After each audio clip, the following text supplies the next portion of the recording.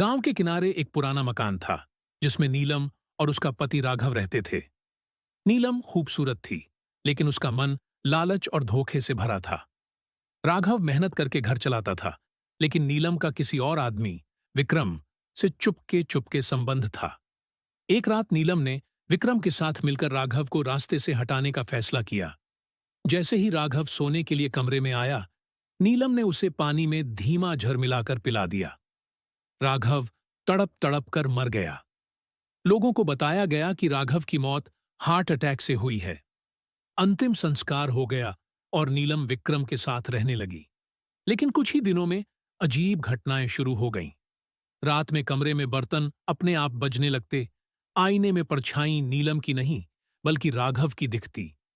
नीलम को रात में नींद नहीं आती, क्योंकि खिड़की के पास से कोई फुसफुसाकर कहता, नीलम, मैं आ गया हूं। एक रात नीलम अकेली कमरे में बैठी थी। अचानक दरवाजा अपने आप बंद हो गया। दीवार पर राघव की परछाई उभर आई, लंबी, डरावनी और खून से लथपथ। नीलम डर के मारे चिल्लाई, लेकिन दरवाजा नहीं खुला। राघव का भूत सामने आया और बोला, तूने मुझे धोखा दिया, जहर देकर मारा। अब तेरी बारी है। अगले दिन सुबह गांव वालों ने मकान का दरवाजा तोड़ा तो अंदर नीलम की लाश पड़ी थी। उसकी आंखें फटी हुई थीं, जैसे उसने मौत से पहले कुछ भयानक देखा हो। उस दिन के बाद वो मकान वीरान हो गया।